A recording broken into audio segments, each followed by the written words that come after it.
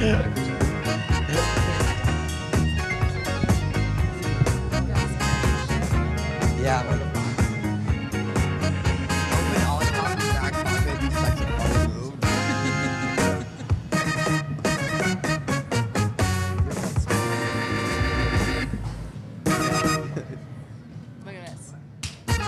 That was you go.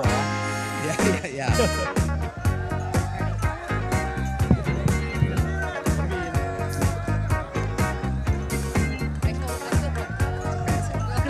We have no chemistry yet.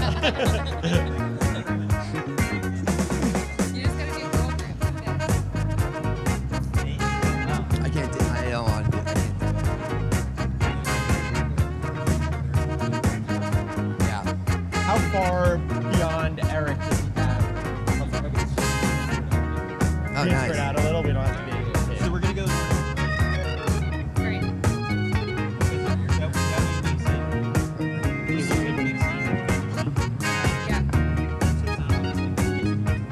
I think Anderson does know. Training for a marathon. Yeah. I think at this point, I feel pretty good about it. Horrible race.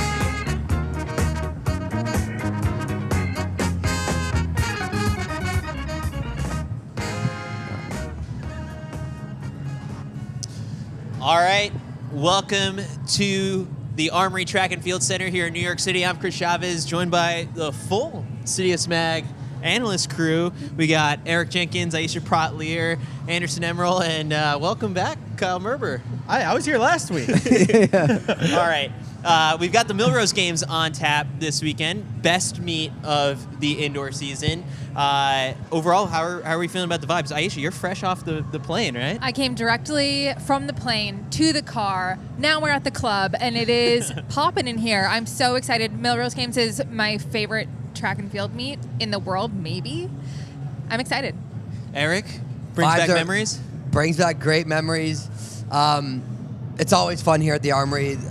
Energy's electric. Everybody, all the competitors are here getting their pre-meet in. So tension's high in here, but it's going to be a banger tomorrow. Anderson, you got the chance to be at the press conference yesterday. Yeah. What is the general feel from the athletes so far? The athletes are loving it. They hooked them up with like Wheaties boxes from Millrose, I the saw whole that. situation. It was pretty dope, but no, I'm excited. This is like the meet. This is the indoor meet. Kyle, I guess what's it like? I guess to be back at a track meet after not showing your face for a while. Yeah, I got egged on the way in. Yeah, but There's protesters yeah. outside. That was for me, I think. Yeah, but we persevere. No, it's great. I always like the day before. I feel like you're at the racetrack. You're watching the horses trot around right before the race. See who you want to bet on. Hobbs Kessler did a lot of strides. What does that mean? Yeah, I don't know. Also, on the note of betting, the athletes got in trouble this past week. Did you see that story? Yeah, I feel like you should be allowed to bet to win. You should be able to bet a little bit. A little bit. Just a couple Also, dollars. it was betting on your public teammates, yeah. too. Public service announcement from the two of us. We talk a lot about betting on our podcast. And let me just make it clear, if you're a current athlete, you can't bet. We're doing these lines for your friends and family, okay? Not for you. Yeah, I'm like, let's, yeah.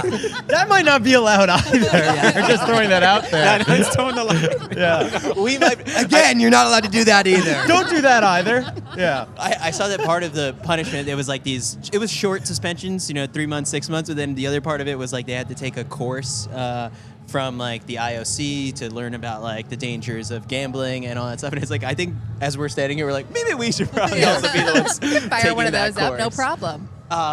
All right, so we've got 2 hours of incredible track and field in store. Tomorrow, you'll be able to watch it on NBC and on Peacock from 4 to 6 p.m. And for today's CITIUS Mag preview, we're going to go through the course of the entire schedule, touching on all of the big races and who to watch, what the big storyline is. And so I'm pulling up the schedule right now. While you're doing that, can I pose a question for the group? Yeah. So we've all been to many Millrose games. It's always Friday night to some point Sunday night. What do we think of the Sunday afternoon in the schedule? Because we've seen everything. Is it usually what does it tend to be on? Does it tend to fall on Saturday night? It depends what NBC wants, I Yeah. think. But I mean, it used to be Friday at like midnight, basically. Yeah, like late night. Yeah. What do we like? If we want to get into the back into prime time, we got to get this thing back in the garden. You know, have it Friday night prime time. But I think Sunday afternoon, it's great. It gives everybody a chance to get here. It gives everybody a chance to enjoy a great weekend of track and field. The thing about the thought of getting it back to Madison Square Garden is my what is it? It seats 25,000, 30,000 people. I'm like, I like how intimate it is here. My worry is that it wouldn't sell out and there'd be a lot of like empty space, but Well, yeah, it's not selling out. no, it's not selling out. Definitely not. Yeah, I know. They'd have their tough time selling tickets. So that's my only hesitancy on like the calls to like, oh, let's bring this back to the Garden. I think I prefer personally the Saturday Millrose Games. Night or afternoon? Like the 6 to 8 p.m. feels good to me. 6 to 8 p.m. on a Saturday, perfect time slot. You got all of Sunday tomorrow to recover, because now it's like we're on Monday. After the race comes Monday. Gotta go back to the office. Doesn't Right feel to the- right. yeah, right to work. But it has been later in the past. Like the time slot does change up a bit. It's like sometimes it feels like Wanamaker Mile gets done at 10, 11 p.m. at night. I do like it a bit earlier for us. Personally, for my schedule. Personally, as an athlete, when you're having to race at 10 o'clock at night, that is hard. You got to stay up all day. You have to caffeinate super late. You're not going to bed until 2, 3 o'clock in the morning. Kind of like the schedule for the athletes. Now, the good thing is that this year, not like 2 years ago, I think it was, it overlapped with the Super Bowl. I was like, okay, now that was we're crazy. shooting ourselves in the foot here. Like, we just can't contend even with like a Super Bowl pregame show. At least like this weekend, it's clear. And I mean, the Grammys are happening. I don't know how. Oh my God, Bad Bunny! Yeah, I don't know how good of a thing that is. I don't know if it's tonight or is it tomorrow. I bet on back to betting. I bet on Bad Bunny winning. Best album of the year. Best album of the But year I bet- because of Off the Rails. So I got a lot of money riding on your suggestions. You're gonna get in trouble for that. No, but The IOC is going to make Yeah. you watch a video. you're in even more trouble than you were before. I'm sure Grammys are on Sunday. yeah, Grammy Sunday. yeah, Jeez. All right. Chris, well, reel us in. yeah. All right. So the action kicks off at 4 p.m.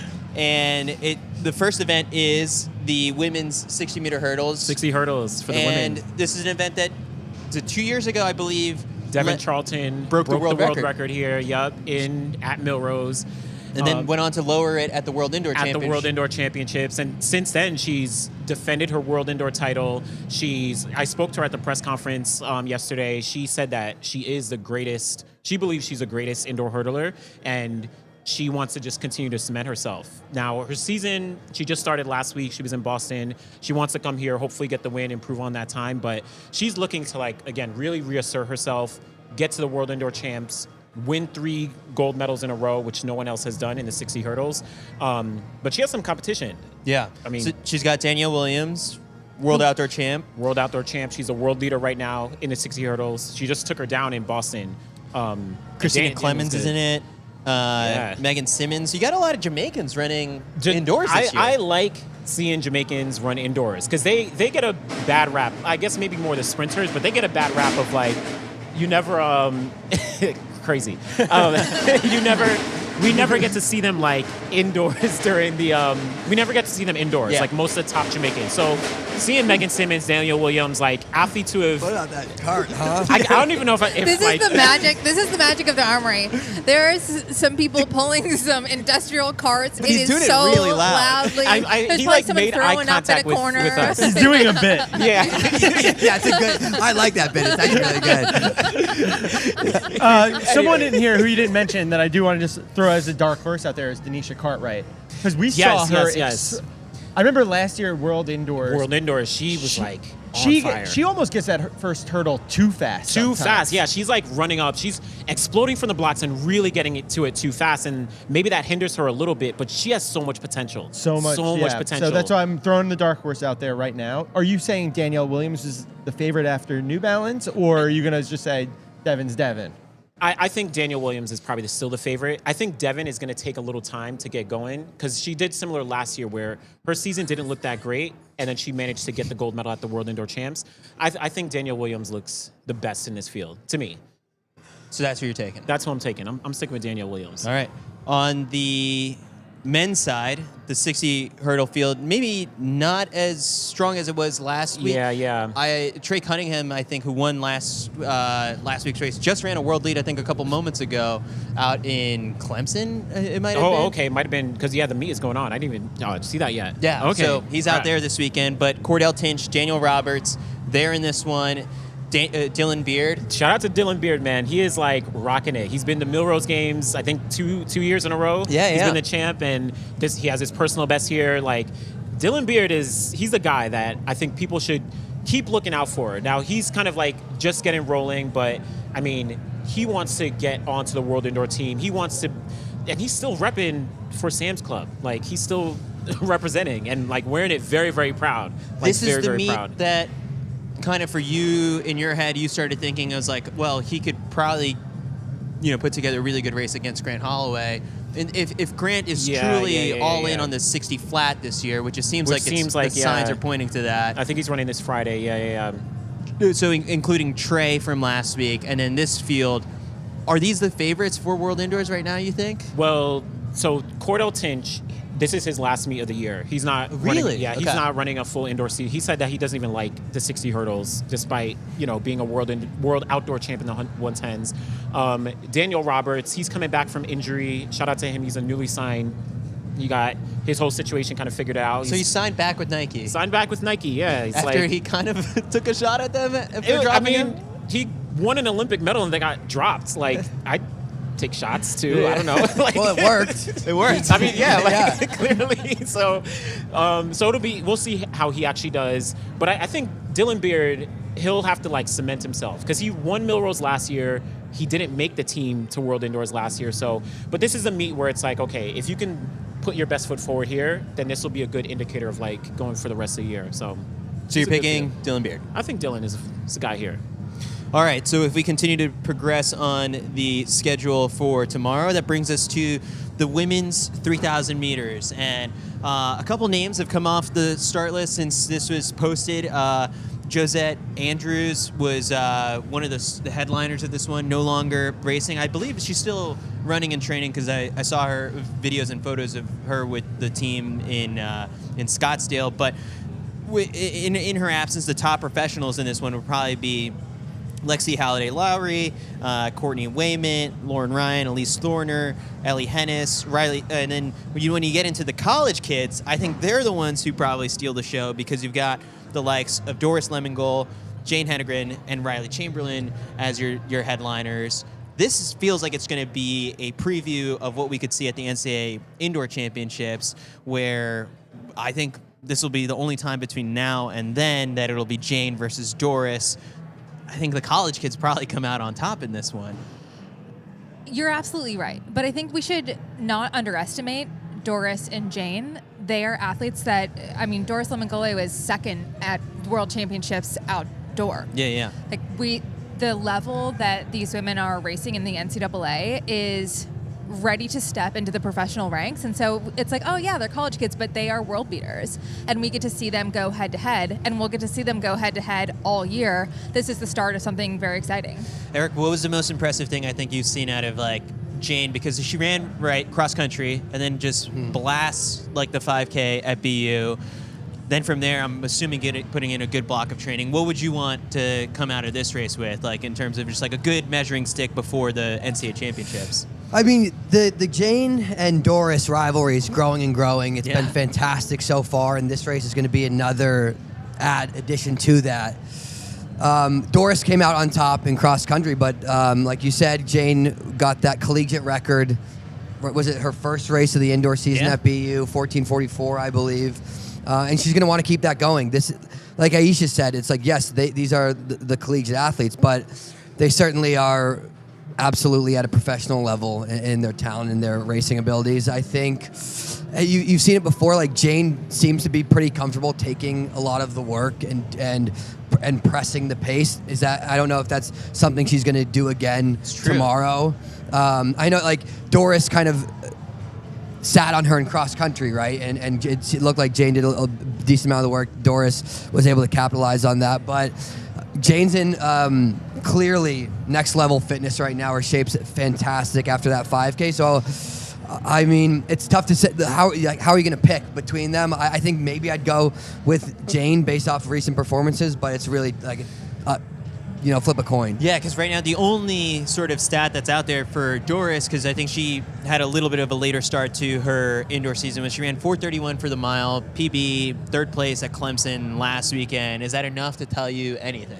It says that you're getting into shape after a great fall. But yeah, on paper, it's Doris and Jane. But I do think like there's a couple names, and I want Preet to be happy that I mentioned Hannah Nuttall. So she just had a great race in Boston. I mean, depth-wise, this field is not as deep as what we saw in New Balance, like straight up. And so the fact that she was just, I think she finished 5th. Like she was only just a little bit behind, ran a personal best, and she improves on that a little bit with the race under her legs. Like, who's to say she's not right there with them? I don't think we're getting the meet record of 8:25. I don't think we're going to have to go that fast anyway. So, if you're in the 8:30 range, it's definitely doable. And then the other name I'm looking at is Lauren Ryan, because she just ran great at World Cross, one of the first non-African athletes. I believe she finished 13th, and she had a great track season last year and seems fit and have some momentum, and you can't sleep on Australians in the winter. She's kind of caught in this in-between, right, where it's sort of like she's dabbling. She's run, I think, a half marathon or two at this point, and then, ran really well in the 10K at the World Championships. Top 10. Yeah, and then now is just sort of kind of like hovering and dipping her toes in the 3K, 5K. That versatility is super impressive from Lauren Ryan. I guess, like, my only thought when we were discussing this sort of before we started recording was sort of like this field is missing just sort of like that one more just sort of star that could really push it from the front. And it's sort of like you look, it's like, I know the Wanamaker is like the sexy event here, but you kind of wish it's like, oh, what if Jess Hull had opted for this one as a way to make up for last week's just sort of like off race that she had in Boston. But I think regardless, we're still going to get a big show from both Doris and Jane. It's early in the program. It's the appetizer. It warms us up. We don't want to come out too hot. I've said this plenty of times before. Yeah.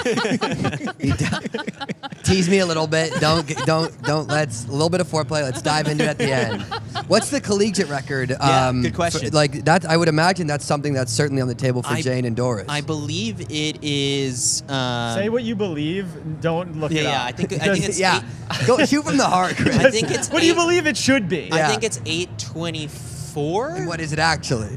8:24 seems very fast. No.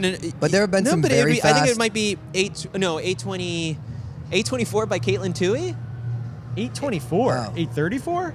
I don't know. I don't think I got it here in a sec. We're going just off of beliefs now. I was way off. 8:35 by Caitlin Tui here. All right, Okay. there you go. Just put 10 seconds off. No biggie. No biggie. seconds off. Look, this is just the warm up, right? Yeah. Chris saw her potential. He was like, Yeah. I think that day she faster pace. Yeah. She could have run Yeah, you can do it.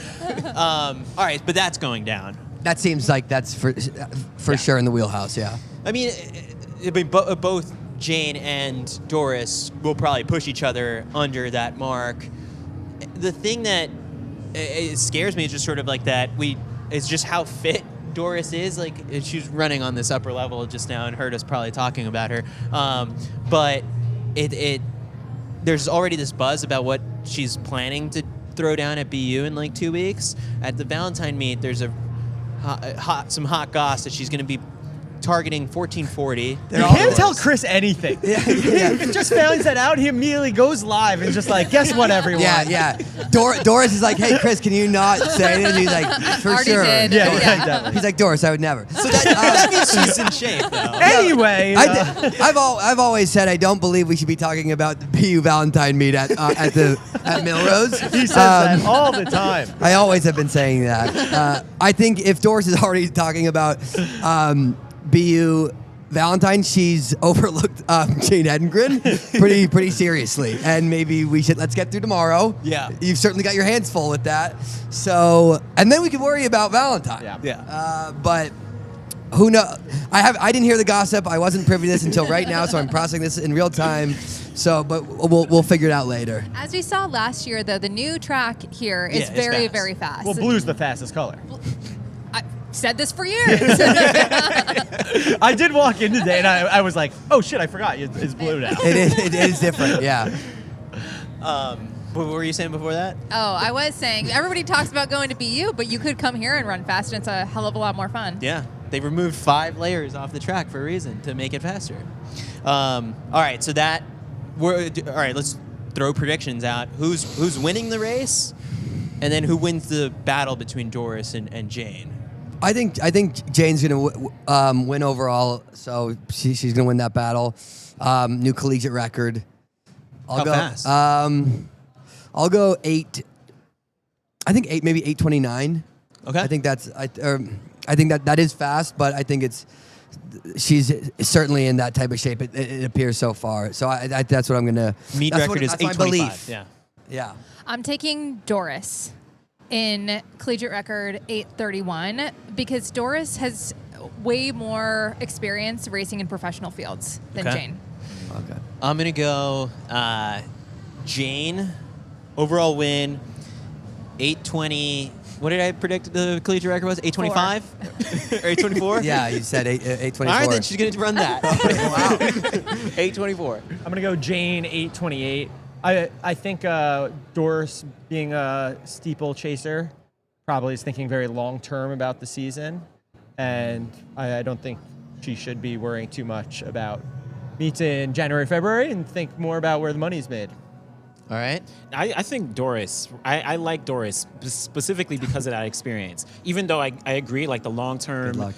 strategy might be in her mind, but I think a meet like this is going to be pretty big for Doris, and she's thinking, all right, let me make sure I can get this, so maybe I can get in the mind of Jane going into the rest of the year.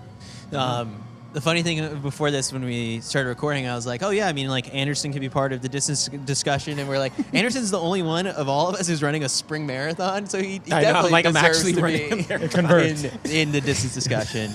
All right, so but we're all in agreement. It's one of those two college kids is going to win the race. Agreed. Yeah. Okay. Okay. All right. Let's move on over now to the women's 600, which has got Michaela Rose, Olivia Baker, Ajay Wilson, Roisin Willis, Anais Bourgeois, and Juliet Whitaker. This one got a little bit more interesting after yesterday when Roisin Willis goes out to BU and blasts a 157, getting on the train or a very short flight, I presume, to make it out here to New York City. And I can only imagine that what she felt super comfortable through 600 meters, that it's going to be I mean, we could be on another American record watch here. It's kind of an interesting. You don't really see moves like that as far as racing schedule goes for someone like Roisin to come to yesterday, indoor American record in the 8, and now a day later doing a 600 against a field this stacked at Millrose. You just don't see it much. It's kind of a rare move. So we'll see how Does it that simulate pays World out. Indoors? I'm sure. Yeah. And that's But the problem is she's not going for World Indoors, which maybe after yesterday you start to rethink a little bit. You're like, You I just rethink ran your strategy, 157. I'm the second fastest person in the world right now. I know we're thinking long-term, bigger picture, but you could get a world medal. And then backing it up with another race is another data point that could prove her to change her mind, Yeah. right? Like if you can bounce back off of that and race really well against a strong field in a 6, you might change your mind that like, hey, I've got a shot at a medal. The American record right now is 123.57 by a thing Mo, and the world record is 123.41 by Keely Hodgkinson. I don't know if we're getting world record, but this is a really strong field. I think Ajay Wilson, who had an unbeaten streak here at the Armory from 2014 up until I looked this up. It was only just snapped last weekend at Dr. Sander when she finished, I think it was like 3rd in the 800. The caveat is that she hadn't raced at the Armory in the last 2 years. So, but still, regardless, from 2014 all the way up to 2023, that's a decade of dominance by Ajay Wilson. This is her here. track This for all is intents and Ajay's purposes. house. Yeah. Where it's like when you watch these races, and even if Ajay doesn't go with the rabbit right away or sits in 3rd, you're still thinking like she knows what she's doing. Like she might have a chance of winning this, but she's going to have her hands full here. I mean, I think you also just have to look at who's going to be getting the pole position. It's Michaela Rose. Michaela I was gonna say, Rose. Michaela Don't sleep Rose on is hot. Olivia Baker, though, either. Yeah. Olivia Yeah. loves to take it out hot, too. And, she just had a good race, Dr. Sander. Like, she's fit. So, I mean, it might be really crowded for 600. There's a lot of women who, are probably going to be in that mid-120, 124, 125 range. And then also just, for American listeners, Anais Bourgeon, she ran 156 last spring. Let's not sleep on her. Granted, she does come at it from a little bit more of a strength angle. But she was here at the Dr. Sander invite. She ran a 400-200 double. I didn't see that. Not necessarily something that says you're going to run 123, but she got things started, and you can't sleep on 156. And it's like the indoor 600 is really, if you're out in front getting that early lead, it's going to be tough. You really can't make mistakes. You can't sit in the back and expect to make big moves in an indoor 600. It's just the turns are tight and there's not really enough time to navigate. So you gotta. I'm sure all the athletes tomorrow are going to be really fighting for those top spots. Well, so what do you think of, because Michaela Rose, right, she always goes out hard, but considering this is a 6 as opposed to an 8, do we think that she'll be able to maintain that? That's it. I think she's got a better shot. She has a better it's, shot. It's but- less room to die, right? Yeah. Exactly. Yeah, I would like that racing strategy more today, like tomorrow in an indoor 6, as I would assume. Don't change your strategy now. This is where you do the exact same thing. Maybe in the outdoor 800s, let's not go. We can switch it up, but I do like that strategy tomorrow. What do we make, I guess, so far of just Roisin Willis's rise, I guess, and she's very intentional, I guess, for this year to be a year to chase time, something that she really hasn't, been able to do through the NCAA system. She definitely prefers more championship-style races, but after yesterday and the last 2 weeks, really, she's emerging as potentially, America is, in the absence of a Thing Mo, we had Sage Klecker finish 5th in the world last year, but Roisin, it could be the future. Yeah, well, I think.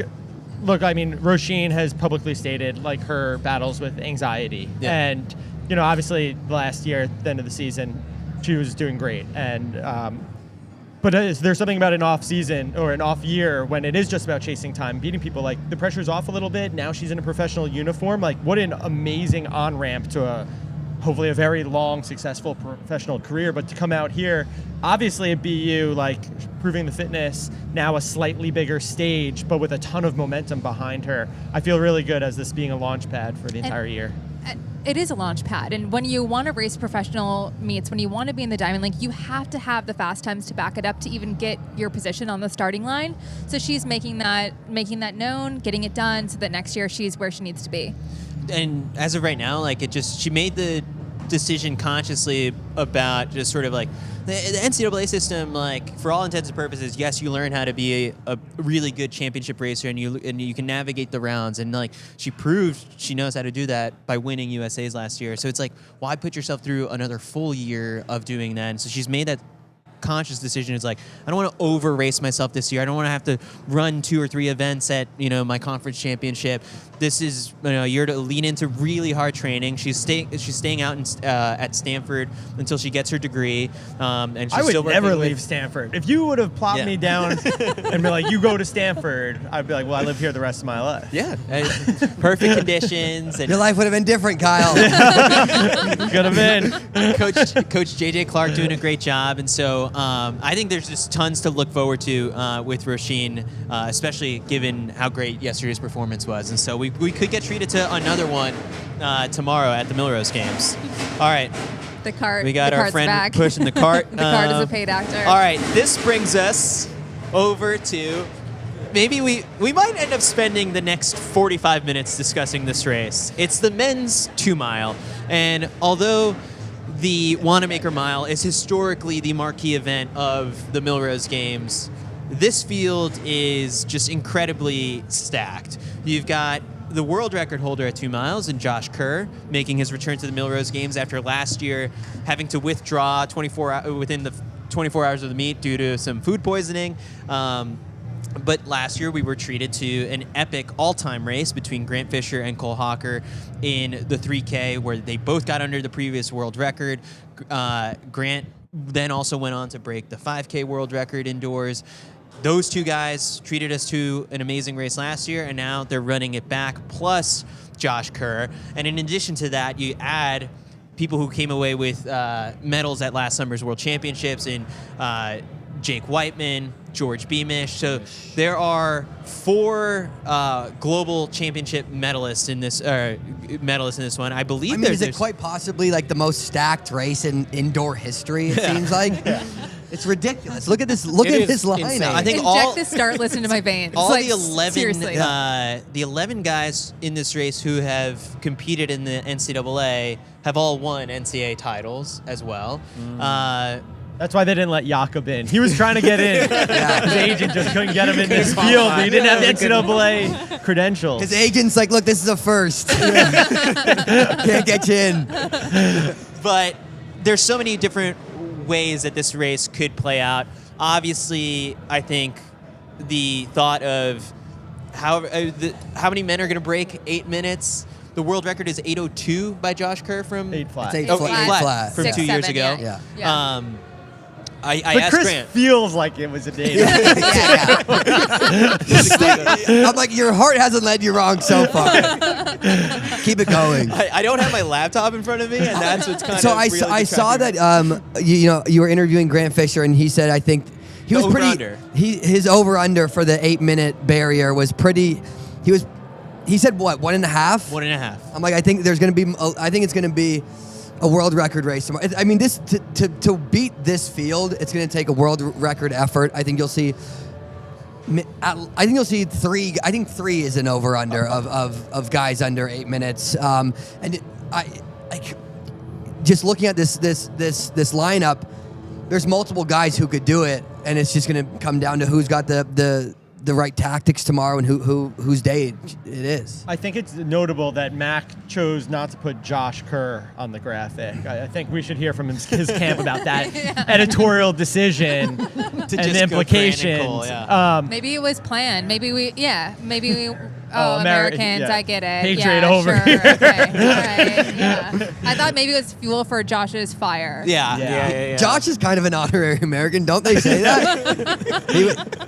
All right, so how many people in this race Yeah. are capable Of winning? And you don't have to say who.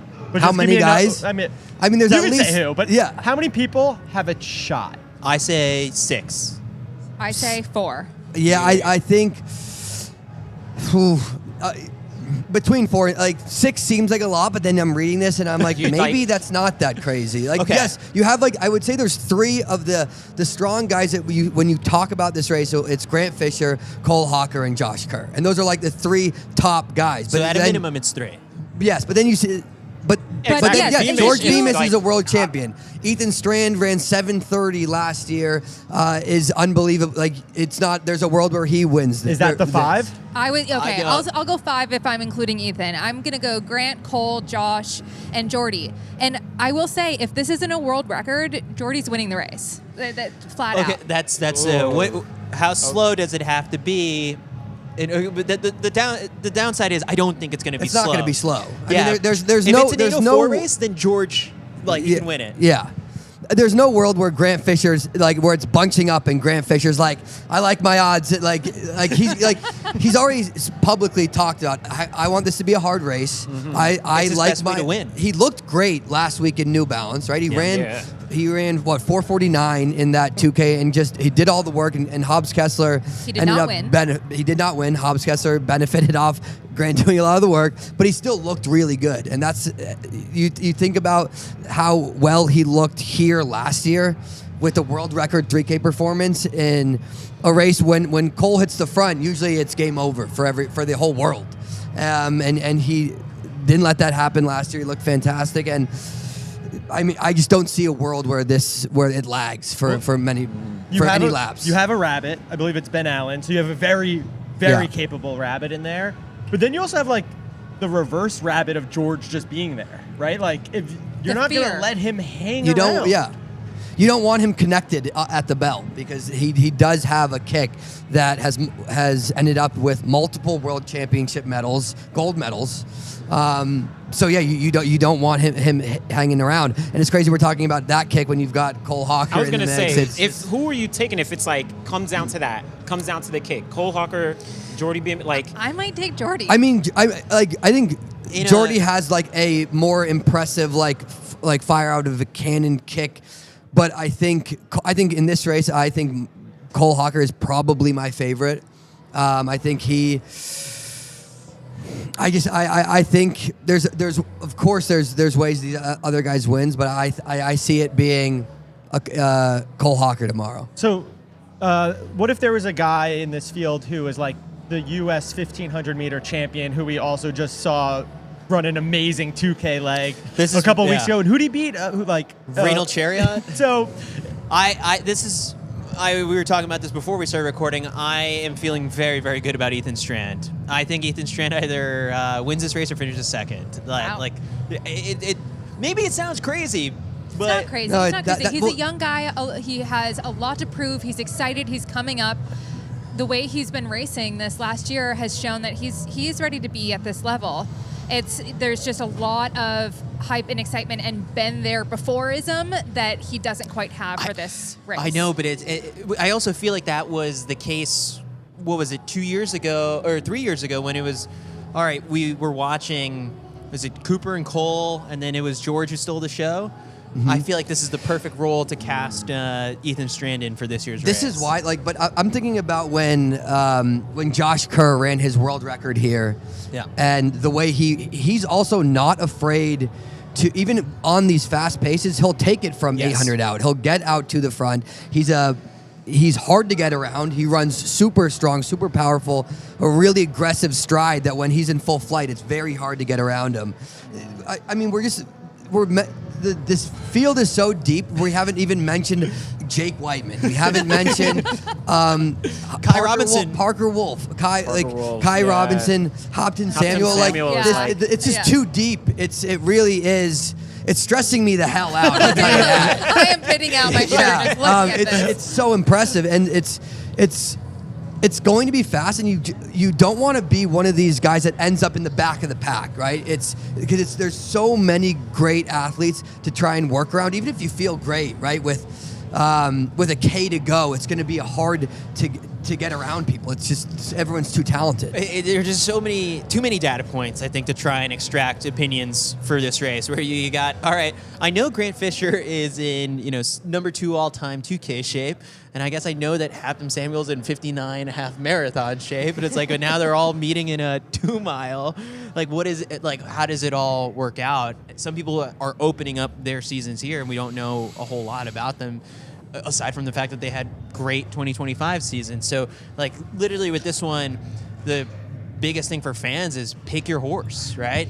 But how do you think tomorrow, like, I'm sure a lot of these guys are thinking, okay, like, kind of what we said, Grant Fisher is going to be on that rabbit. I need to stick on Grant. Do you think all these guys are going in being like, you know what, my strategy is I want to be close to the rabbit, and I bet Grant Fisher is going to be right on that rabbit? Like, how do you kind of play it out? Mac makes a good point. There is sort of a pecking order here. Oh, there isn't a pecking order. Oh, I think there is a pecking order. I do. I do. I definitely do. I think that there are people that have global medals and people that don't. And the people that don't want to beat the people who do. And they're not going to be the ones to stick their necks out and do it for them. They're going to sit in line, and they're going to try to take some scalps. I think that's what we'll see. I think Ethan's the exception to that. I think Ethan will be the one to try and disrupt the medalists. And he certainly could, yeah. This is the opportunity, and I know it's the 1500 last year obviously was a bit of a coming out, but if Ethan came in and won this, then he will be favorited from now. Like, that was a surprise when he won USA's, and this is now an opportunity where it's like there will never be another surprise again if he shows up. Yeah, 100%. A field like this, if he can win this, it'll be the biggest win. Also, you're misremembering. If you're giving me crap about these times, Ethan didn't win USA's. It was Jonah Koch. Jonah Koch. But he did. It felt like Jonah. It felt like it. Yeah. I was. It felt You like went it. again. We're going with our hearts here. Again. I wasn't allowed at that meet. They are leading us astray. Yeah. Hell was in jail. I wasn't Yeah, yeah. allowed to. I just heard about it. I was listening to it you were on the radio. You still had your ankle monitor on.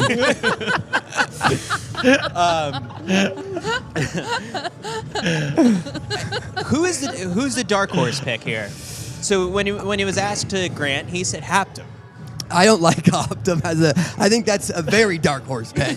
I think that I used to like. There's nothing. I see this field and I don't see Optum's incredibly talented, right? But I think more of a long distance. I'm not thinking right away like, oh, Hopton's going to sneak in there and take it. I'd be very surprised if he does. I'm thinking of the out of context quote of you going, I don't like Hapton saying Yeah. Yeah, clip that. Clip that. I'm like, he's a very dark horse. Like, racist. We're not lying. I mean, geez, I think Ethan Strand is kind of a dark horse. Like, I think he's a dark horse. Like, Chris doesn't consider him a dark horse. He's your heavy favorite. Yeah. Not the heavy favorite. I think he should be more I mean, looked at. We haven't Parker Wolf. Yeah, Kai Robinson was fourth at World Indoors last year, or third at World Indoors last year. Kai Robinson Felt would be like a great fourth, would be a great dark horse. But it's hard to call any of these guys a dark Yeah, horse. like how am I right? going to call Yeah. Jake Whiteman a dark horse? yeah, these are certified Yeah, stallions. yeah, Like, yeah. I don't know what's going on. I mean, I put Jake in that camp. Yeah, with I think- George, I think for- where for it's right got to now- be slower. I mean, we just saw a 2K. I think Grant we're beat him. If underestimating Grant Jordy. beat him in a 2K, like. Oh yeah, sure, it would 1200 doesn't help. It would probably you'd want it to be slow, but it's again, it's tough to when you're like a multiple like a world champion in the 1500, just got a world medal last year outdoors. Like to call him a dark horse is, but just in this field, you know, you never really know. I mean, we haven't mentioned Graham Blanks, Parker Wolf. It's just it's unbelievably deep and. Is this the premier race of the night? Yes. Yeah, by far. Yeah. This is it. Yeah. This If is there was it. 1 year to make it the Wanamaker 2 mile, this would have been This it. would have been it. That would have been controversial. Yeah. For Hapton, I guess one little stat for people to watch and root for would be, does he break the collegiate record of the not so often run 2 mile at the NCAA level, which is 8:18? He better. Jesus, I hope. Yeah, if he doesn't, then Yeah. that means he's Season's done. Then Marco Lagnan's like, see you in March. 8:18 by Henry Rono in 1978. Henry Wow. Rono still got these records. That's I think that might be the last That one is left. unbelievable. I hope he Well, doesn't break it then. Leave it for Rono. He's had an He deserves unbelievable. it. I think Leave his name on the board. He ran that 8:18, I believe, in 78. The year before may have been when he ran 8:20 something. Chris was 7 And at then the he time. also, but then he came back. Chris is like, I remember that day. Very fondly. I was in. He came I back an hour understand. later. An hour later, after winning the NCAA 2 mile title, he ran 4:02 for the mile, which is just like an insane double. But that was the legend of Henry Rono way back in the day. But yeah, I mean, this might be, I think, the last record that he's got in the books, and Hapton will be. Yeah, I consider that. Oh no, probably he's got smashed. the steeple record outdoors. He's still got the steeple outdoors. Yeah. So. Okay, well, that lives for another day. But I consider that record as good as gone. All right, let's move on over to the Well, men's. before- Oh yeah. Yeah, Oh, our picks. We have to Okay. give picks. Like, Yeah. you can't- Oh, yeah. Anderson holding us accountable. I like it. Yeah. All right, Anderson, lead us off. Who's your pick? I'm going with Cole. Okay. I think Cole, he's gonna have that kick. He's gonna want redemption from last year after that, like losing to Grant. I think, and he's gonna want to continue to assert himself as like the distance runner in the United States right now. And I think this is the race to do it. So I'm picking Cole. Kyle. Man, I don't feel super confident about anything. Is anyone feeling confident? I kind of just like storyline wise, I see Ethan Strand pulling it out. You're stealing Chris's pick right before Chris is going. I like it. This is my last show. I'm like, look, Kyle, I know you're kind of new here. You are on thin ice. You don't just do broke that. it. All right. I'll take Hapton Samuel. There you go. You'll do great. All right. guess I got to change my pick. No, now. Phil, speak No, on it. no, I didn't yeah. really say No, that anything insightful about it. I do think it's Ethan Strand's going to steal the show in the 2 mile. I think there's always that one shocker race at Millrose. This will be it. We didn't talk enough about, I think, Josh Kerr in this, and like he's very confident. He's the only one who sat out last weekend and doesn't have any mark on the board. So my thinking could be Josh Ethan or Ethan Josh, but I'll stick to picking Ethan Strand for the win. don't go Josh now, and then all of a Yeah. sudden Ethan wins, and you're like, well, Like, Kyle got in my head with that pick. Yeah. Like, maybe I want to change my call to Josh Kerr, but I'm going to actually choose Jordy Beamish. I think that there's a chance where there's too many stars in one race. I think it could be like a bit kamikaze at times when everyone's trying to shake everyone, and one mistake, one crack, it's Jordy Beamish. Or this could be the first time that he's just like, you know what? I'm going to prove to you guys it Don't doesn't do have it. to be slow. Don't do it, Jordy. Yeah. Do your thing, boy. Yeah, he's like, maybe I'll pull from the front. All right, Eric? I think I'm gonna stick with what I said earlier. I'm gonna go with Cole Hawker. Okay. I don't want to change my pick either for the same I reason. can't do that. Okay. Yeah. But I think that we're probably reading into Kerr's injury at Worlds too much. Yeah. He wouldn't show up if he wasn't ready. He never 100%. races like less than subpar. And was he a late entry? Who was in the field first going back a little? So it was announced Grant and Cole, and then a couple weeks later, Josh got announced. Do we think that's like, I feel good now? I like that. I like that.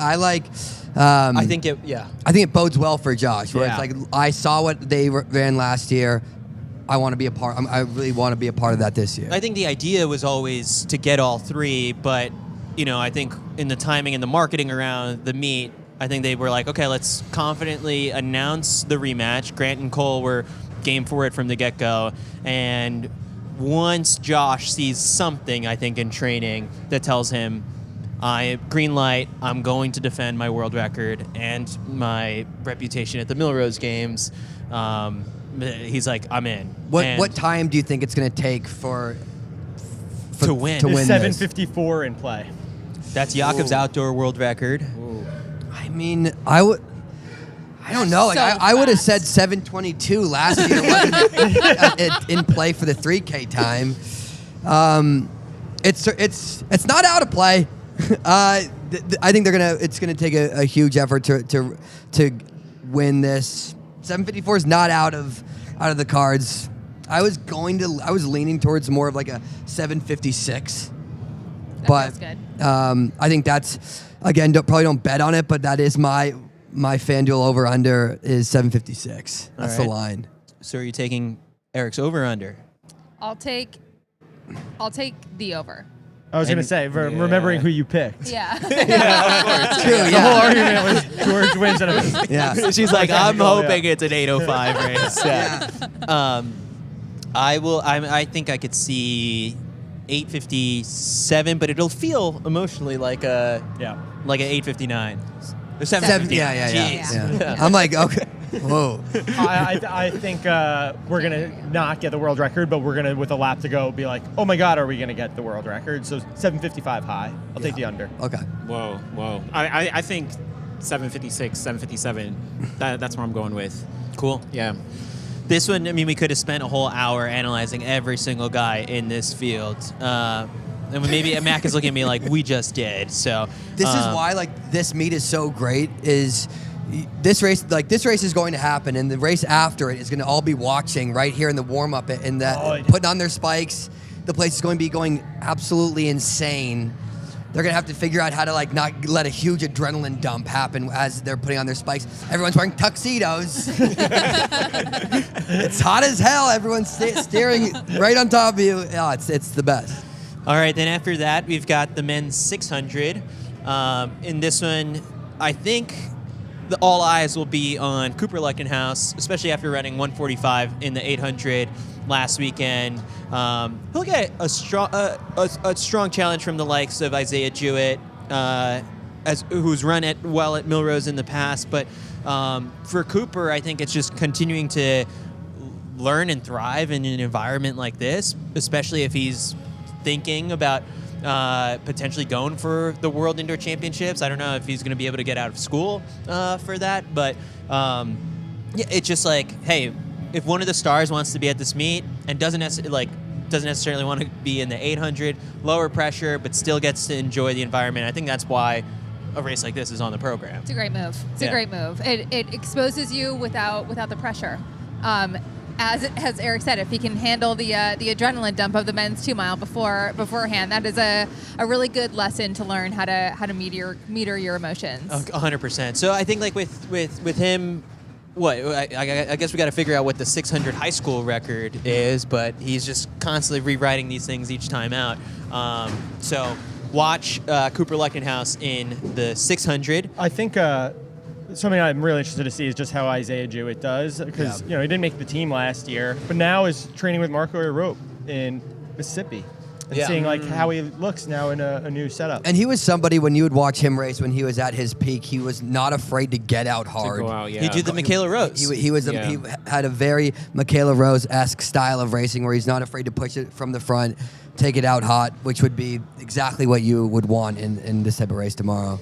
All right, that brings us to the CITIUS Mag Women's 1K, where it's a very exciting race. 1K, you get a good mix of 800-meter talent, some milers as well. The field is fantastic for this one, and I feel like we're on record watch for this one. The world record is 2:30 by Maria Matola. The American record is 2:34 by Jen Toomey, and it's interesting because Addie Wiley, who has the outdoor 1K record, it's a faster time than the one indoors. So, I mean, there's enough there to think, okay, if they want to get after a record tomorrow, they've got the field assembled for it. So it's Addie Wiley, Natoya Gould, Sage Hurtaklecker, Maggie Congdon, Siga Deguma, Gabia Gabadite, Megan Hunter, Gemma Riki, and they'll be paced by Victoria Bossong, who just ran a really good 500 at BU yesterday. So they're in good hands. The CITIUS Mag Women's 1K should be a lot of fun. What are you looking out for? Well, first off, I just want to say it's nice to see you finally doing something to give back to the sport. Always, yeah. It's good of you to do that. Mac and I will be holding the finish line tape. Oh, wow. Dude, if you guys like trip someone, we're done. We can never sponsor a race. That would be bad for the brand. Yeah. What's the winner get? CITIUS Mag Pro? Yeah, What's the winner, like you get an a NIL lifetime deal? subscription to CITIUS Mag. Yeah. But for all the content we have behind the paywall, no, I mean you get to be one of our favorites forever. Yeah. Okay. I think this is a world record race. Like 100%, you have the field ready to go. You've just seen how fast they run outdoors all the time in the 1K, and so I think it sets up really well for a historic day for CITIUS Mag and also Maggie Congdon. Yeah, Maggie Congdon, I think, is like is maybe one of the most underrated runners in the United States. Not in our group chat. No. Yeah, Our not in group my chat heart. is obsessed with her. Same. the CITIUS Mag group chat is just sort of like, she's the next big thing. I'm not in the group chat. No, you're not? HR. Yeah, I left You it. don't want to be in the group chat is what Max says. Eric left the group chat Yeah, once. group chat was hell. Oh God. Finding out you're not in the group chat is really humbling. Let's blow right by this. Yeah, don't take it too personally. Eric's like, you do not want to be in the group chat. He's like, we have our own group chat. Yeah. We do have an off the rails We do have group our chat. own Yeah. group chat. Eric We're left way the- cooler over here or something. I don't know. I'm gonna cry myself to sleep. Yeah, The CITIUS Mag Women's 1K winner gets added to the group chat. It's a 1-year anniversary of Eric leaving the group chat I at left 3 the group- a.m. I left the night group chat after the Millrose this game. time last year. I'm like, you know what? I'm actually done with this. I've never been more over this. So, Kyle, you want to share the backstory to this one? No, I don't want to hear the backstory. Mac is waving us off. We don't want to. Yeah. Anyway, Okay, Maggie let's bring Congdon. it back to the 600. Or I just the remember K. waking up and I was like, Oh, does he's Eric going hate us? still. All right, so Maggie Congdon. Yeah. I just have been so impressed with the way she maneuvers in races and just finds her position. And she's obviously proven her ability of being a great mix of a true 800, 1500 runner. So the 1000 seems perfect and very fitting. Now, obviously well into the professional setup and everything. This one should have been circled on the calendar, and I think there's a reason that we're not seeing her in the mile is probably because we are on World Record Watch. How do you run a good 1K?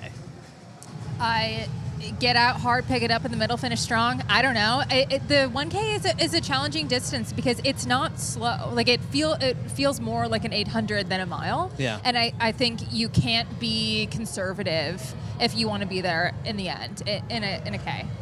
If you're an 800-meter specialist, I guess, like, what is it that you got to tap into, like, for that extra one lap? Like, you're already dead usually by the end of 800 and gone. I mean, I never ran a single good 800, and so I really can't speak for it. I would imagine if they want to get the world record, you said it's 230. Mm-hmm. I mean, they're going to need to really run. They're going to need to treat it like an 800. They're going to need to run an impressive 800 and hang on if they want to. If the world record is what they're chasing for, it's going to be like Sage Klecker is in good shape. She is coming off of a cross country season, but I wonder who is obviously as we know, everyone in CITIUS is obsessed with Maggie Congdon. So it seems like everyone's pulling for her, but.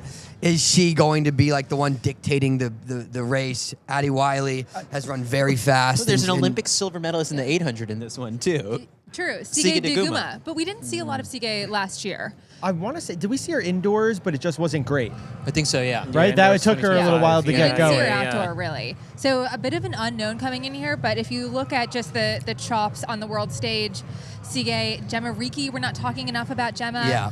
I think those two, if it's not an American winning this race, it's one of those two. Yeah. Then on top of that, I guess, like, Natoya Gould, like, always really reliable indoors I as figure well. she'll be someone to probably take it out and maybe Yes. dictate the pace for everyone else. All due respect, I'm not sure I can see her winning, but I think she'll set the pace for the rest of the field, most likely. Yeah, I like that. Who we got winning the CITIUS Mag Women's 1K? We can't all pick Maggie Congdon. I'll pick Sage Klecker. Okay. I Are you think- picking Maggie? I think I'll be the first to say Maggie. Sure, yeah. I'll pick Maggie. I like that bet. Yeah, thanks for letting me go second. And you're going Sage? I'm going Sage. I think when you're looking at the blend of an 800, 1500 runner, that's perfectly Sage. Perfectly Sage. She has the strength. She has the speed. She has all the tools you need. I'm going to go Maggie. Now, is the gossip that Addie was asking for the fastest pace of the bunch? Wait, so yeah, who is asking? Do we know what they're asking for the pace? They're saying Addie asked for the pace. Yeah, I think so. But they all want that. Like, Yeah, I think it's... no one in this race doesn't want to see 129 at 600. Yeah, I mean, let's say Addie is the one who asked for the pace, and she is the one who the rabbit drops off at what, 6? It's fast enough where it'd be easy to sit on her, right? Like if you ask for the pace, in my opinion, you got to be the one to get on it. I know people maybe don't agree or No, we don't agree. always race like that, but I think that's the polite thing to do. You ask for the pace, get on it. And if you go, let's say they go out in 158 for 800, you could see them coming back. So Addie's run very fast. She's kind of hit or miss often. Like, it's not like she does run a lot of fast times throughout the year, but it's not. You'll see her fade a lot. So I think it's navigating traffic is what she has trouble with. So in your scenario, if she is the one who's just right behind the pacer once they drop off, that's good for her, because what we've seen in the past is like her race can fall apart pretty easily. Yeah, true. So, yeah, that's the only hesitancy I have on picking someone like Addie. I would probably slot in Maggie, Sage, then I would even go Sige Duguma before I pick Addie Wiley. Yeah. Gemma Ricci, I think, is Yeah. somebody who probably deserves more to be talked about more. Has run very fast, very often, and this could be a great race for her. All right, you guys went Maggie. Who's your pick? I'm split between Sage and Gemma. I feel like she's really, really good here, but I do feel like Sage will probably be the one to take it. She'll take advantage of things. Yeah. All right, this brings us to the Burgess Family Foundation Men's 800, which features 4 men who have run 142 or faster outdoors. The only scratch that we just learned of moments ago, and it still appears on our start list, on the start list graphic, but is Kean McPhillips is out. I think he's just dealing with something that popped up in the last scratch. Yeah, especially given how well he ran last week, where he beat Bryce Hoppel and Donovan Brazier over 600. Pretty convincingly. Yeah, Yeah. at the Great, New Balance yeah. Indoor Grand Prix. So unfortunately for him, I guess he's going to table it, and probably, I mean, there's enough of a indoor season left ahead on the European side of things that it won't be the last time that we see him. But it does set things up for us to still get Hoppel versus Brazier on a stage like this. 2 guys who have won at the Millrose Games in the past. Don't sleep on the likes of like Mohamed Atatui, who I think he just ran 334 or 335, and indoors. he's going for the 1K world record After next this. week, I believe. So he obviously knows he's fit if he's, calling his shot now. And it kind of, among all of this, it's sort of like you also can't discount the likes of Colin Solomon, who's got just some of the best range in the entire 47 NCAA. point. Yeah. At altitude. So we got to be fair. It was at altitude, but still 47 point for a distance runner in the winter that's doesn't very make, fast. Yeah, Very great. fast. And then given the fact that he's run, 3K and also cross country super well, the kid is just like a jack of all trades, that this could honestly be like a statement win for him if he's able to pull it off against Donovan and Be a Bryce. huge win. So basically, last weekend in Boston, it was Hoey versus the clock, right? So that's a race for history. This is just a good general race between some of the best 800-meter runners in the world. So what are you most excited about in this one, Eric? I mean, I'm excited to see how Donovan and Bryce bounce back a bit. They looked a bit rusty last week at It was New Balance. 117 for those guys, yeah. It looked like the first race of the year. So I'm excited to see them. Donovan's had a lot of success on this track. He set the American record here a few years back when he was healthy and firing on all cylinders. So I think he's going to. I think Donovan, in my opinion, will win it tomorrow. I think he's somebody who when he's healthy and racing well, he's usually very tough to beat. But Bryce Hoppel is somebody who's always so consistent. He consistently is usually at the top of his game.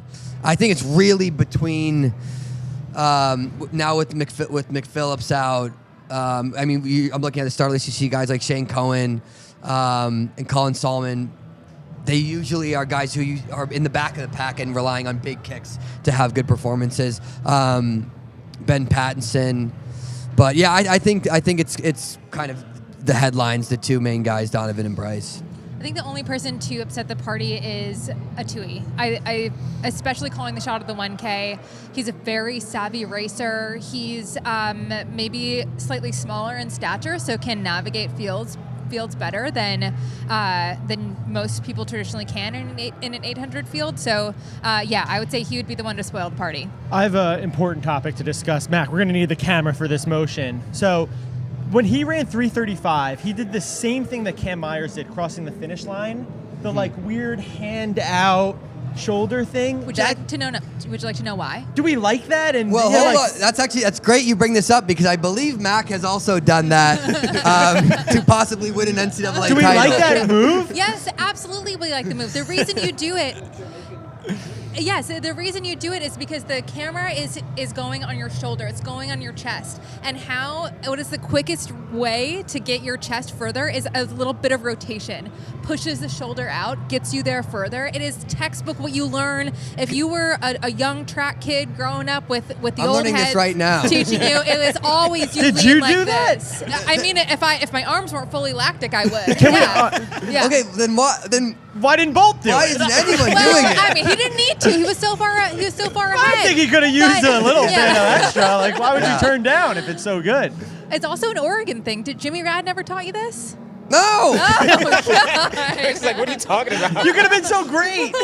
Yeah, I could have had a couple more titles off Ed Cheswick if I knew the Jamaican lean. Is that what it's called, the Jamaican lean? I've never heard it I've been calling with it. with that notoriety, but yeah, it is just pop it out I've been there. doing the Get that- shoulder chop. Is The kind of shoulder how. lean, yeah. Yeah, I did see. It makes for some awkward finish line photos. That's but you're kind of wasting a great opportunity. Yeah, Would Don't you rather you- have a really good photo Yes, or a you want the faster photo. time? You Give me want the the record. photo. Give me the record. You want the photo. Hopefully, the winner of the CITIUS Mag 1K doesn't do that and ruin the Yeah. photo. I hope you do it. Do DQ. it. Do it. DQ. So that was your big gripe with Cam Myers' That was run an. last I week? wouldn't call it a gripe. Yeah. It was just a commentary on something I've been seeing, a trend in the market. So that's why you hate Cam Myers, huh? And Moha. Hey, yeah, he did Yeah. it too. So, I would say I'm upset Keen is out, but I'm Yeah. glad someone dropped out. I think it's a little crowded.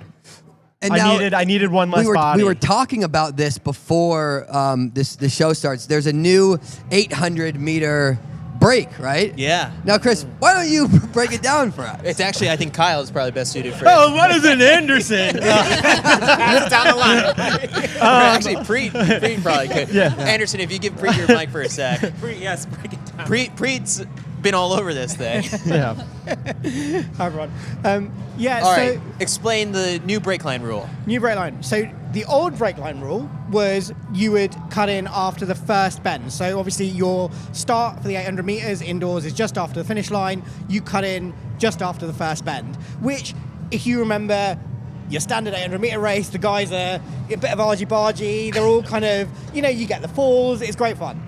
But now the brake line is where the 400 meter break happens for indoors, which is after the second bend. So then I think there's an advantage, first of all, to the outer three lanes, because as in the 400, everyone wants the outer lanes because then they can come down, they've got up to full speed, and they can come down off the banking and get out in pole position. So I think there's a big advantage now to lane draw in the indoor 8, and also it just seems like the times have gone a little faster this season. So this is something that's brand new this season.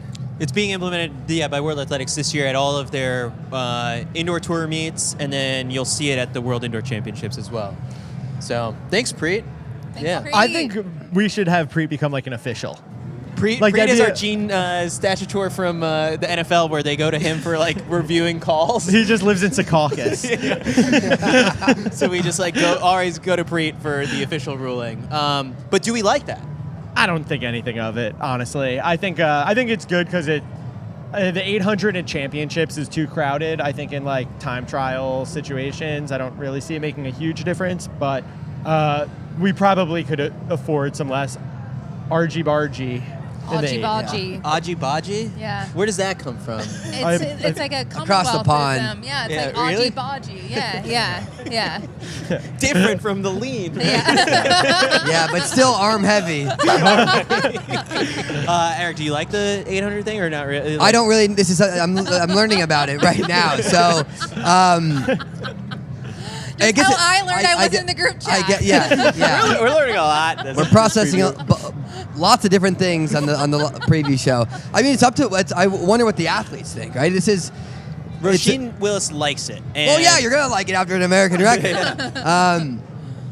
So we'll see what the athletes say. If it does create a bit more space, and they feel like they can navigate a bit easier, and there's not as much contact, maybe they like it, but it's just I don't know enough about it to Yeah, really I'm going to give do my own yeah. research. Yeah, I'm not educated enough on it necessarily to talk about it. Like I said, I sucked in the 8, never could figure it out. You could give me as many breaks as possible. I'm running 151 high. Max seems to be very against it. He had some harder feelings. He's like, this is anti-racing. Yeah. But this is coming from a guy who does the shoulder chop. Yeah.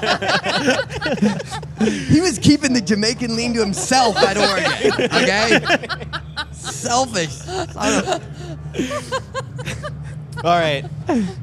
So in this one, I guess all of our sights are set on Brazier, Hoppel, and Atatui are the big three. All right. Then we go over to the women's Wanamaker Mile. Oh, before we do the Yeah. miles, do we want to do the 60 meters real quick? Oh, yeah. That's a little bit early. I can run through those real quick.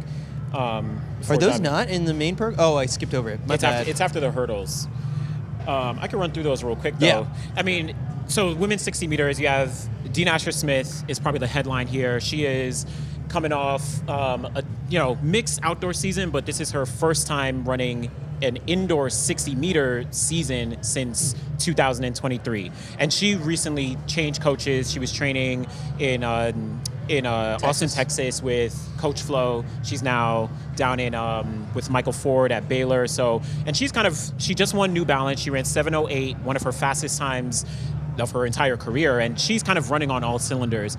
But you'll have Dean Asher-Smith versus Jason Sears, who is the Millrose Games winner from last year. She's run 7:02, I think, to win last year. So I like that kind of dynamic between those two. That'll be one to kind of look out for. Has Dina indicated if she's going to do full indoor this I season? think she said that this meet and maybe one other will be okay, and I think she's going to British Indoor Champs. That will indicate, okay, should I go to the World Indoor Champs? Because she's in her new setup. She's like feeling a little more free and feeling like more, I don't know, energized about the year. So we'll see. This meet, I think, will be the indicator for her. Everyone's showing up to British Indoor Champs this year, it seems like. There's like Keeley, Josh is like Josh committed to Kurgat, it, yeah, Georgia yeah. Hunter Bell. Like, it's going to be really, really good. Yeah. The Americans should take note and like not skip out. Yeah, very true. And then the men's 60 meters. Yeah. So I'm I'm very interested in this race. So you have Akeem Blake, who's a world indoor bronze medalist from 2024 behind Christian Coleman and Noah Lyles. He just won New Balance Indoor Grand Prix, newly signed with On, one of the bigger sprinters who signed with On. He's probably maybe the favorite in here. Jordan Anthony, NCAA champion in the 60 and 100 last year. This will be his second race as a professional, so he's someone to always keep an eye out for. Brian Lavelle from Jamaica. He's also So interesting that he's choosing to do this meet. I have no idea. I was surprised to kind of see him on the entry list here. So he's a world bronze medalist in the 200 last year. In my opinion, Brian Lavelle might be one sprinter who has like the most potential for like the next couple years in the 100, the 200. Like, he's someone who really, really can come on strong. Now, his 60 meters, very questionable. I don't know. I mean, he's run 6.5 outdoors this year. So What does that mean? What does an absolutely- outdoor 60 Especially, all due respect, Jamaican outdoor races.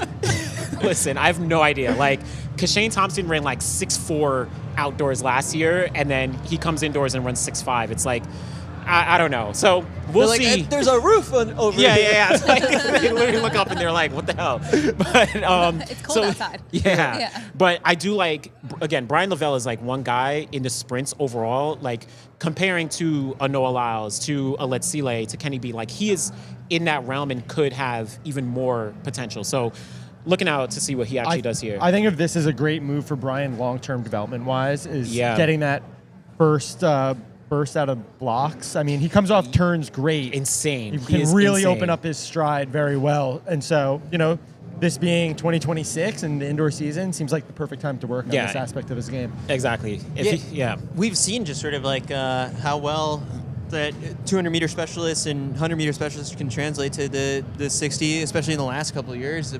Marcel Jacobs, Noah Lyles, Noah Christian Lyles, Coleman. yep, all The these U.S. guys. scene is pretty wide open, and I guess the plan right now is Noah Lyles is going to run USA indoors, but not go to Worlds. Opens the door for someone like Jordan Anthony and T-Mars McCallum. T-Mars McCallum in the field. Trayvon Bromell, he'll be doing USAs in the 60. So it is, and Christian Coleman is not running indoors. So Yeah, Christian Coleman's got a little bit of trouble on his hands right Yeah. now, I guess. yeah, He got arrested, I guess, yesterday, 2 days ago now. But Yeah. really unfortunate news with him and Sha'Carri Richardson. But hoping for the best for those guys to get back on track soon. And then it's really wide open with no Coleman, no Lyles at Worlds. And then in addition to that, Fred is at the Enhanced Games. We're like turning the page on like our U.S. 100-meter It's like crop. a new generation in a sense. I mean, shout out to Trayvon. He's Yeah. almost like from the previous generation of sprinters. Like and three now, generations. Full circle. Was it like Trayvon is celebrating the 10-year anniversary of his gold medal at Portland Indoors Yeah, in actually, yeah, 2016. yeah. So this might be his year. I mean, who's gone? There was the javelin thrower or someone who won gold this past summer in Tokyo from Trinidad and Tobago. Walcott. Yeah, From- Walcott yeah. After he medaled at all the way London back Olympics. at the yeah, that's true. But this would be more impressive if Trayvon can medal in the 100 in 2016 and then in 2026. Yeah, well, the 100, 2015, he got bronze. Yeah. 2016 indoors, he got gold in the 60. So that would be insane. And it's looking good. It's looking really good. So who Why not knows? us? Trayvon is. Do it, Did Trayvon. the other sprinters call him Unk yet? No. Probably I mean, not. they might. I mean, between Trayvon and Vernon, they're like the unks. Like they are the unks. Shout out to both of them. But yeah, they're like the unks. We right got now. a tweet from Vernon who said, "Kyle Merber's back." Don't worry, he's working for free. He's like, what? Yeah. And then Rye Benjamin responded with "Free Merber." All right. Thanks to my guys. All right. So They're out. rolling with it. But shout out to those 60s though. yeah, 60s will be good. Those are earlier in the program. Yeah. All right, now we get over to the women's Wanamaker Mile. Update on this one is that Ellie St. Pierre, the 3-time Wanamaker Mile champion, will not be racing tomorrow. She got sick and is scratched. So the big headliners, and actually last year's champion, Georgia Hunter Bell, is in the middle of a training camp out in South Africa. So we will have a brand new champion in this race. I mean, really, really strong field. You got Dorcus Ewoi, the world silver medalist in the 1500, the world bronze medalist also in it with Jess Hull, who's, I guess I'm looking at this, ranked #1 in the world. Then after that, you've got the U.S. outdoor mile record holder in Sinclaire Johnson, Nikki Hiltz, who's just always in contention in these races. Three-time, I guess now, outdoor and indoor champion in the 1500. So if yeah, how many? 5, 6, Nine. Nine US titles. US titles. That's crazy. Jeez. With including Wow.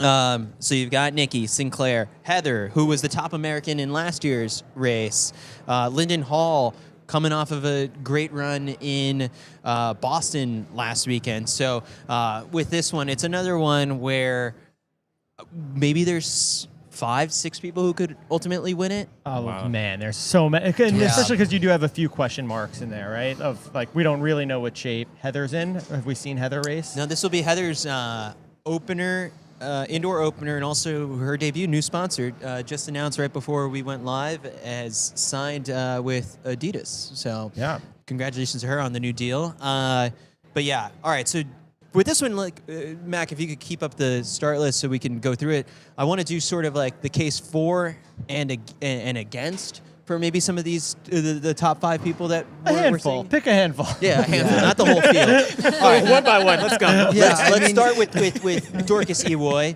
who won last week in the 1500 Over Sinclaire. over Sinclaire. I think, even it was 401, which I think is a really solid. Solid, great, like indoor opener, like 401 for an indoor 15 first race of the season. It's very fast. Like that is a great time. We saw how fit Sinclaire was in that Hawaii mile with the American record on the road. So she carried, and she just signed, like newly signed with Hoka. 401, that's great. It's really like, if you were gonna say 5 athletes that we're gonna, like, I would pick Dorcus, Nikki, Sinclaire, Jess, Lyndon Hall. Lyndon. I think that's your 5. I think that's probably my 5. I think, like, of course, athletes like Heather McLean, you could see being yeah. in that handfill, but it's you haven't seen a race yet, so I'm gonna have that be my 5. The thing that, when you think about Dorcas's win last week, I do think it was bigger than what the time was because she beat Sinclaire, and Sinclaire is in really, really good form right now. Sinclaire treated that Hawaii race, which maybe you don't extract a ton of information from in past years, but that was the start of basically her indoor build. And I think this is her indoor season where she's like, you know what? I don't have a global medal yet. I'm going to go all the way through World Indoors and finally get one of those. So I think they're blasting the music. Yeah, get into it. I think Sinclaire is someone you could watch as maybe one of the top Americans this indoor season. Yeah. Without a doubt. Without sure. a doubt. I mean, Sinclaire has shown up time and time again, year after year, and is getting. She's got the American record. For us to be debating whether Sinclaire is the best is not doing justice to how great of an athlete she is. Yeah. And to be she's closing down with Dorcus. Let's remember, Dorcus was a silver medolist at the World Championships. And the only person better is Faith, The right? only person better is Faith. And we talk about the men's 2 mile is so great, but this is of all the fields assembled, this is the next best field. We have so many fireworks in this field. There's so many storylines. There's so many subplots. We truly can't guess who will be the winner. We've got. Are you dancing? No. I mean, it is really hard. I'm kind of getting the shoulders. I'm not listening to a word you're saying. I think there's a little bit of a lag for Dorcas's brand and reputation to catch up with how good she is now. I think on paper she should be the favorite, but I just Nikki knows how to win races. I was gonna say, Nikki, you cannot count them out. And I need to see the pace be pushed so quickly. I actually think it hurts Dorcas that we lost Ellie because... For sure. That's a big scratch. I think that because Dorcas has run fast, but she's not generally the one to do it. And I think in order to get away from Nikki, she's going to have to do a lot of the work. A lot of the athletes are sit and kick heavy athletes. Nikki, Sinclaire, Dorcas. I mean, the only Jess is an athlete that is she's a bit of a question mark for me. Last week, you saw her look a bit uncharacteristic for her. You've never see her get run away from like that, right? And so that was a bit, and you never know exactly what's going on. She's an Australian athlete, which was it a big travel day.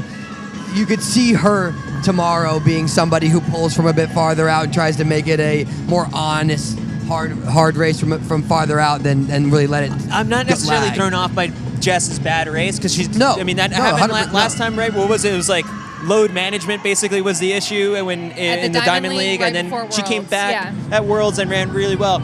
I do kind of maybe think it's she does have a world indoor medal from the 3K last year, but she's always just a little bit sharper come outdoor season. So for Jess, it's maybe also just with this being I guess maybe not an off year for her because she's got calm games, but the opportunity to rewrite the script a little bit on your resume when it comes to indoor season, where people are all right, maybe she's not as good indoors as she is outdoors, but she is, and this is a good opportunity to prove that. So it is loud, and I kind of love it because they're testing this out for tomorrow. The one qualm I have with so many indoor meets is that they don't blast the music loud enough. And now here, this is blasting. This is blasting. This is good. Yeah. One person we're not talking enough about is Lindenhall. And it's challenging, right? When you have two giants from one country at the same time, it's the one who's usually in the lead is the one who we talk about, but Linden looked incredible last year. Oh my God. It's so loud. I'm okay. But yeah, look out for Linden tomorrow. Okay. Eric, you're I'm ready to throw it back. I was I should twerk or something. I don't know. All right. Should we do picks? Let's do picks. All right. With time or what? Yeah, sure. So what's the American record is 4:16? Yes, by Ellie a couple years ago at this meet. What do you think? I don't know if they're necessarily are they in American record shape? Are you going to see anything faster than 4:16 tomorrow? That seems that'd be a big. Obviously, they can do it. I don't know if that would necessarily be my pick. I think maybe 4:18 is what I think a good line is. I think it'll probably be Dorcus and I'm gonna go Dorcus, but I could see Dorcus and Nikki battling. Okay. I'm gonna go Dorcus. So it's a coin flip for you. Yeah. I think I'm gonna agree. Put respect on Dorcas's name. Like she's the silver medalist. Yeah, of just Dorcus. text me. I'll text you. You text the group chat. Got I'm not in. Got Okay, it. I'm out of it too. Okay, cool. Happy anniversary. I'm going Dorcus. I'm going 4:17 for the win. 4:17. Okay. I'm going to go Nikki 4:23. Okay. Tactical. I don't think we're going. Slower. I think we're bunching up a little. We're looking at each other. We thought Ellie was going to be here. Now she's not. We're talking in the hotel. We're looking at each other, and we lag a little. 4:23. I like that. I like Jess Hull. I think she's going to bounce back from last week, but I think 420-ish. I like that 420. pick. I like it. I like that pick. I'm going Sinclaire for the win. Love that too. like it. Love that. 4:19. Yeah. Very I don't good. think it's a record-setting day, but I think that Sinclaire. This is the beginning of the tear that she's going to go on the rest of this indoor season. I love it. So, all right, that brings us to the men's Wanamaker Mile. The big storyline is Yared Nuguse going for his 4th title. What this race delivered us last year was the top 2 all-time marks with Yared and Hobbs before a week later, Jakob Ingebrigtsen says, no, actually, let me put my name at the top of the all-time list. And so Yared's world record lasted a week, but still, it was remarkable. Then on top of that, you had Cam Myers running it was 3:47 for 3rd place, U20 world record. And what we've learned within the past week is that Hobbs is in remarkable shape after breaking the 2K world record. Then you had Cam blast the 3K in 7:27. I think the 7:27 was a little bit overlooked because of Hobbs' world record performance. And then Yared comes in with a little bit more question marks because we don't know where he's at necessarily. But then at the same time, OAC tends to open up at Millrose Games. He wouldn't be here if he wasn't in great shape. So those are the big 3.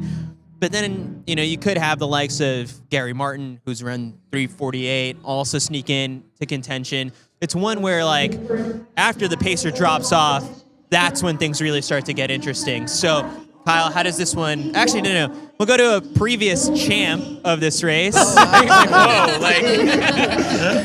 Eric, how do you see this one playing out?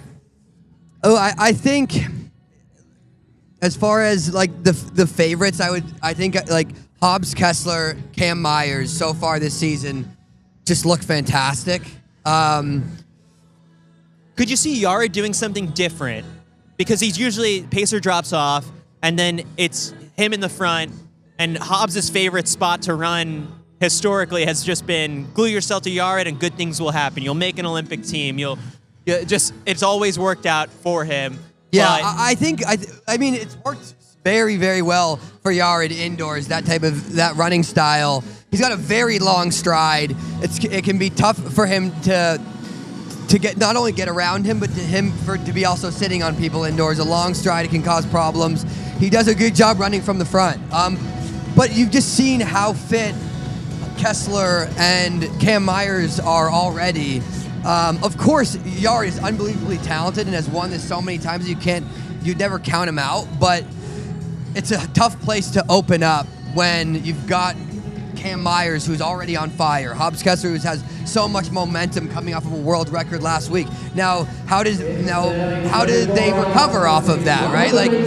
A world record 2K isn't something that you just get over instantly. So that could play into Yared's advantages. But I think for right now, I think it'll be a toss-up between Kessler and Cam Myers, and Hobbs has done a great job just being in the right spots. He, like you said, he finds whoever is in the first lead off of the rabbit and just sits on him.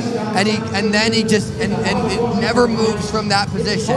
So I think it's gonna be tough to beat him. So I think I'm gonna go with Kessler for the win. Okay. Now you can share your thoughts. How I think it's going to go. I think that everyone's going to be looking to Yared, and I don't think he wants it, but I think he's going to reluctantly end up taking it. Hold on. We also What just learned happened? BU just happened. What did Sam Ruth just run? Sam Ruth just ran 348.88 Unbelievable. at BU. And after Josh Hoey scratched in his race, 348.8? What is I he, was like, 12? yeah, 16 years old. And then Peter Sisk, who was in the 2K last week, I think he was third in that race. He just ran 350 as well. The pacer from last week, it was Davis Bove. Is that his Yeah, name? where'd he go? 351. Yes! And then Foster Malik, your boy, Yep. 351. Shout out as well. Foster Malik. Can we get Sam Ruth on the next train down? Like, what are we doing? Yeah. Get that kid in here. Yeah, I mean, a spot had opened up, but I mean, this is still a remarkable field, and also it's a big field too. Well, so all right, as I go into what I think is going to happen, so I think when the rabbit steps off, Yared doesn't have the same push, but I think Cam Myers is going to be the one to try to take over. He's strong. I think that he's better to do a little bit of a wind-up, but I see Hobbs sitting there, and I see Hobbs having an unbelievable last 150 going to that last final turn, and it's going to be the biggest, most prestigious win of his career. I think, I don't know if it's going to be a world record or not, but this is Hobbs' race. Hobbs said, I think that there's been a mental shift for him. He is working with like a sports psych right now, and he's like, usually I just like let other people take control, and like for me, it's been about just like he can get in his own head. He's like, but I think his specific instructions in the interview that I did with him yesterday, he was like, I'm here to fuck people up this year. And I was like, Nice. Hobbs, Can you say that on CITIUS? It's like you can't curse on CITIUS. Don't curse Sam Ruth's the city over. He's never heard a curse word in his life. Yeah. But yeah, so there's been a shift with Hobbs that I could definitely see him winning this race. Aisha? I don't think we give Hobbs enough credit. I think if we look historically, he is one of the best, if not the best, to ever do it as an American. He's still so young, and he's gaining so much momentum every year. And I think a lot of times it really is just the mental shift that an athlete needs, is the intention behind the racing. And with that last final piece, I think Hobbs is going to be a world beater for years to come. Hobbs, if he would have gone to college and taken like a red shirt year, maybe this would have been like his 5th year or something like that. Could you imagine that? It's like we would have had Hobbs in college at the same time as Cam Myers and Gary Martin, but instead we're beating here at the Millrose Games. What's the best day scenario for someone like Gary? Well, so Gary ran 348 here last year, and that was a huge breakout. I think if he honestly matches that, I think if he comes out and he's like, I don't think Gary needs to win. Or I think if he comes out and he has a solid performance, finishes in the top 5 and runs under 350, if I'm a Gary Martin head, which I am, I just feel good about the year. Could you see him winning? I could see him winning NCAAs. And so, yeah, I mean, I think he had a great cross-country season based off of Strava and conversation. It seems like he's doing really well. I don't know if he's ready to be scaring 346 tomorrow, but I think he hit 348, another one. I like where that trajectory brings him. Is there a dark horse? Yeah, Andrew Koskeren. Okay. He raced really well last week at New Balance. He tends to put himself in the right position and capitalize on moments. He's got a great kick, is very aerobically strong, so we should look out for Koskeren. There's one guy in this field who has an indoor PB over 4 minutes, and that's Nico Young. Like, could he be, because he's run super well at altitude when you do the mile conversions and all that stuff, then he's gone on and run really well at Washington's oversized track, but I guess we haven't really seen him blast a mile on the track, at a track like this. So what's best day scenario for someone like Nico? Nico's run 350. Yeah. Indoors? Yeah, I think he's saying at Dempsey. But that was at the Dempsey. That count? Enough No, of it all. Too many doesn't. semantics. Yeah. If you whatever, like enough. I know I like it. Chris is Indoor, stickler for the outdoor, rules. too big, too Chris, little. I'm a stickler for the rules too. BU I think it's doesn't a count different- then. Yeah. Enough. Like BU doesn't count. I don't acknowledge anything. And if you Yeah. have a rabbit, also if you, this is actually a rule in my head is if you're not top 8, that PB doesn't count. Agree. actually not agree. bad. That's Agree. not If bad. 8 Yeah. people beat you, Yeah. you suck. You're like that Agree, doesn't count. agree, You don't get to agree. celebrate that. Yeah. You shouldn't get bonused out if No. you're ridiculous. Top, yeah, if you're How ninth. many- Yeah. If we think back, how many of your PBs were 8th place or Oh, all of my PBs, I was either winning or about Chris, to win. drop it, dude. Okay? It was Someone's years gonna ago. leave Yeah. the group chat. I'm like, and this is exactly why I left the group chat. It's toxic as hell. Did you win your PB when Yeah. you came in 700th at the New York City Be a bigger Marathon? man, Kyle. Look. Let me bring this thing back. I think a dark horse. Robert Farkin, Ollie Hoare. These are guys. Oh yeah, Ollie. Of Let's get course. away Yeah. from PRs and where we finished in the race. Those are guys who, like, Ollie Hoare runs really aggressive a lot. He always usually gets after it. You got Yared Nuguse as your teammate. There could be like a bit of working. They know the plan, working together. So you could, if I were to have a dark horse of the guys that I mentioned, I could see, Farkin has run really well last year. Maybe he or Ollie Hoare could be the one. prediction time? Predictions. Who you got? And what's I'm the time? I'm gonna go Kessler 347. Aisha. Kessler. 346.7. Ooh. You're there with me. He's always just. I'm going with, man, we're all going to go Hobbs. I'm going to go Hobbs, and I think if they break the world record in the 2 mile, then they'll break it. I like that. That's I like fine. that. I like that. Wait, I so like that. what do they run? Then they run 346 with a better decimal. 346.2. the world record's 345. Yeah. Oh, yeah, shit. You're like, no I way. forgot about that. No way. No, but that wasn't in America, and I don't acknowledge Yeah. non-American. Yeah. Yeah. Times have to be run on 200-meter ovals in America that are blue in order to Everyone count. knows the rules. Specifically. Yeah. All right, so no world record. But maybe an but American 346. record. Yeah, American Yeah. record. Thank you, Barry. Good Yeah. save. Yeah. You're forgiven for everything. I'm going Hobbs, and I think just above the American record. So 346. 46, yeah, just under 347. Okay. I am gonna go. Wow. I'm gonna go Kim Myers just to be a little bit Yeah. different. And you spoke to him this morning. I mean, he does deserve someone. He deserves someone to say he's gonna win. Yeah, he took it from 400 out against Graham last week. That's gonna be a hard move to try and make on someone like Yared from 400 out. So I mean, but it really was an impressive move to run 727. and then on top of that, his He's got the Jamaican lean. he knows the Jamaican lane. There's no Yeah, telling. there's no telling what you can do. But also we ran 349 at the Dempsey. Doesn't count, But as it we doesn't know. count. So, but that looked. He was his second half 151, I think, of that race. I'm unfamiliar with the splits. Yeah. So it was. 151. That's my 800 PR. But if you would have, But if I had wait, so no one picked Yared? All right, someone off camera from our team is picking Yared. Yeah. Just to Yeah, cover Mac our has butts. his hand Yeah. up. Mac has Yeah. his hand up. Oh, Yeah. Mac is picking Yared. Yeah. Oh, Just adjusting Mac, the camera. don't you dare put words in Green? my mouth. Preach got Yared! Yeah. Yeah. There we go. So that does it. We want to hear your predictions. Hit us in the comment section on this YouTube channel, or if you're listening on Spotify, drop your predictions for both the men's 2 mile and both the Wanamaker miles. We're in for an absolute treat. You can watch it all unfold on NBC and Peacock from 4 p.m. to 6 p.m. And then after that, we're going to get together and do our post-race show Just due to some of the logistics of having to move all of this equipment around and setting up immediately after the race, it won't be live, but we are going to tape it and then premiere it as soon as we can. So don't expect a live link tomorrow, but that's it'll be available to listen to in podcast form as well. Many thanks to Olipop for being the presenting sponsor of CITIUS Mag's coverage all throughout the year.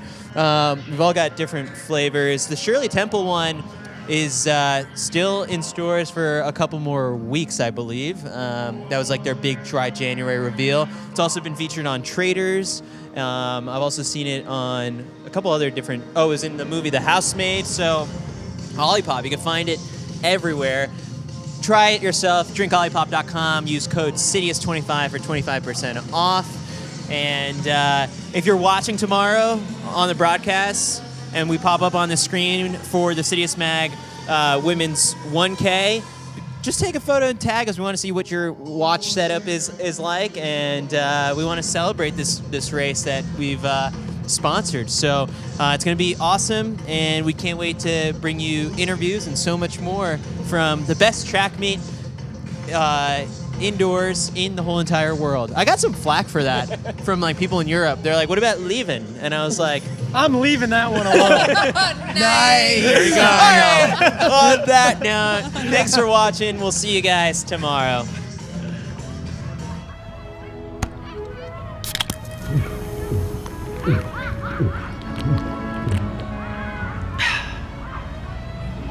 Oh, no chocolates today, Mr. Woods? No, Ruby. This is all I need.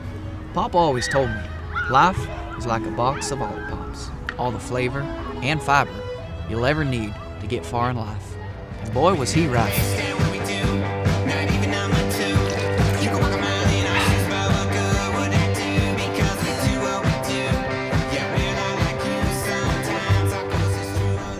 I never really had an end goal. Never had a reason to stop either. All I knew was I could run forever with one. Until I ran out. And then what? I went home. Oh.